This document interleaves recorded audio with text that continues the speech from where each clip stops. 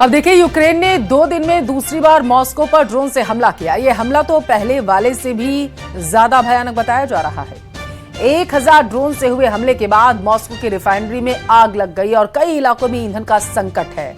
इसके साथ ही ज़ेलेंस्की ने कह दिया है कि मॉस्को पर लॉन्ग रेंज की स्ट्राइक लगातार जारी रहेगी। तो फिर रूस ने भी पलटवार करते हुए कीव और निप्रो में ड्रोन हमलों की बौछार कर दी।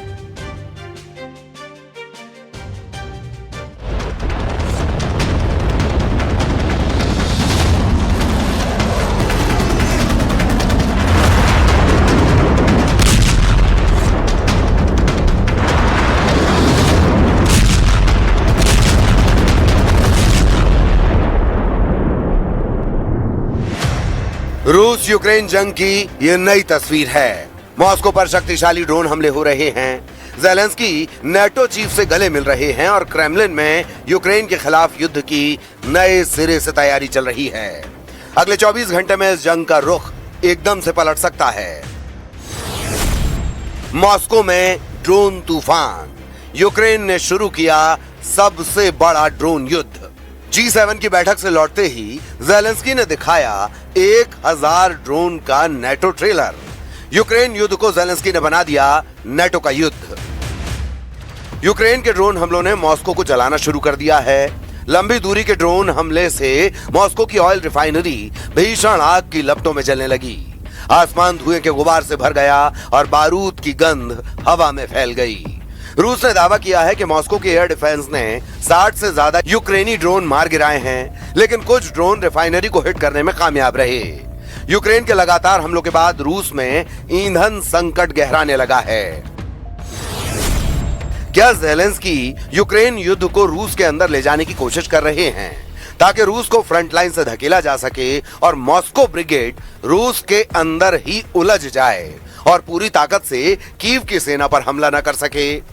2026 में यूक्रेन ने लंबी दूरी के ड्रोन हमलों से रूस की ऑयल ताकत को काफी हद तक नुकसान पहुंचाया है। न सिर्फ ऑयल इंफ्रास्ट्रक्चर बल्कि रूस के मिलिट्री सपोर्ट सिस्टम को भी यूक्रेन अपने लॉन्ग रेंज ड्रोन से निशाना बना रहा है। मॉस्को की रिफाइनरी पर यूक्रेन ने जून में 2 बार बड़े हमले किए, जिससे उसमें आग लग गई और प्रोडक्शन प्रभावित हुआ। यूक्रेन ने जिस कापोटन्या ऑयल रिफाइनरी पर हमला किया वो मॉस्को रीजन का सबसे बड़ा फ्यूल सप्लाई यूनिट है। इससे पहले रूस के दूसरे बड़े शहर सेंट पीटर्सबर्ग पर हमला करने के लिए यूक्रेन ने 1000 किलोमीटर रेंज वाले ड्रोन का इस्तेमाल किया और नेवल बेस के साथ ऑयल टर्मिनल को निशाना बनाया। रूस पर हमला करने के लिए यूक्रेन 100 से 1000 किलोमीटर रेंज के ड्रोन का इस्तेमाल कर रहा है। एक महीने में यूक्रेन ने लॉन्ग रेंज ड्रोन से 1000 से ज्यादा बार रूस पर हमला किया। अप्रैल में यूक्रेन ने ऑयल रिफाइनरी, एक्सपोर्ट टर्मिनल और जहाजों पर कम से कम 21 बार स्ट्राइक की। मई में हमलों की संख्या और बढ़ गई। मॉस्को समेत दूसरे इलाकों पर 500 से ज्यादा ड्रोन अटैक किए। जून में मॉस्को में रिफाइनरी, सेंट पीटर्सबर्ग में नेवल बेस, ऑयल टर्मिनल को निशाना बनाया। मतलब एक रात में यूक्रेन ने कभी 150, कभी 200, कभी 350 से ज्यादा ड्रोन रूस पर दाग दिए।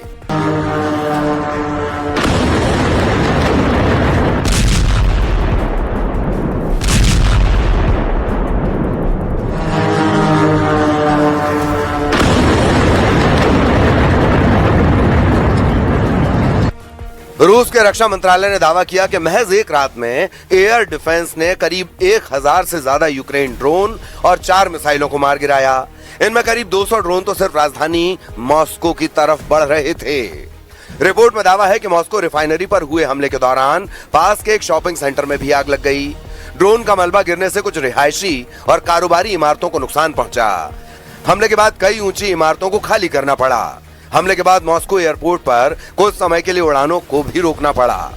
रूस के एयर डिफेंस को ओवरलोड करने के लिए कीव की सेना मॉस्को पर बड़े स्तर पर स्वार्म यानी झुंड में ड्रोन हमले कर रही है।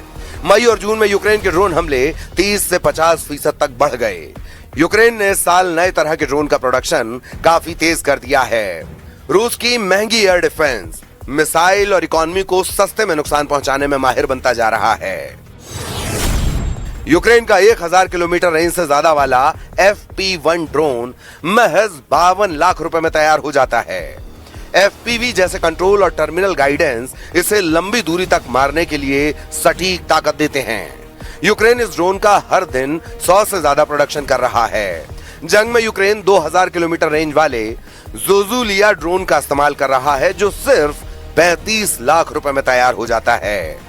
ऐसे खुद पुतिन भी इस बात को कबूल कर चुके हैं कि यूक्रेन के हमले रूस की अर्थव्यवस्था पर गहरा वार कर रहे हैं। Но у нас все быстро восстанавливается, никаких проблем здесь, серьезных проблем они нам создать не смогут. Но мы, имея в виду то, что они делают, должны, и это следующая задача, отвечать им как следует. И мы это делаем, и будем наращивать наши удары по инфраструктуре противника. यूक्रेन के ड्रोन हमलों के बाद रूस चुप नहीं बैठा। ड्रोन हमलों के जवाब में रूस की सेना बैलिस्टिक और ड्रोन हमलों का कॉकटेल वार कर रही है। मॉस्को ब्रिगेड के अटैक से कीव और मध्य यूक्रेन के पोल्टावा में जोरदार धमाका हुआ, लोग दहशत में आ गए।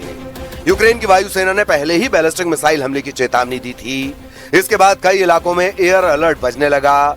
यूक्रेन की सेना के मुताबिक रूस ने रात भर में 7 बैलिस्टिक मिसाइलें और 239 ड्रोन दागे।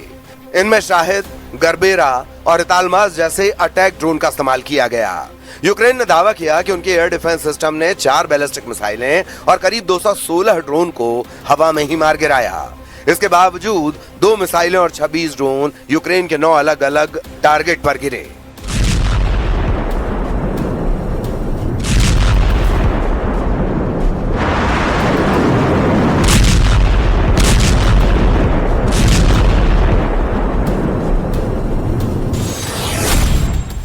रूस के शाही ड्रोन की रेंज 1500 से 2500 किलोमीटर है, जिसे बनाने में 42 लाख रुपए खर्च आता है।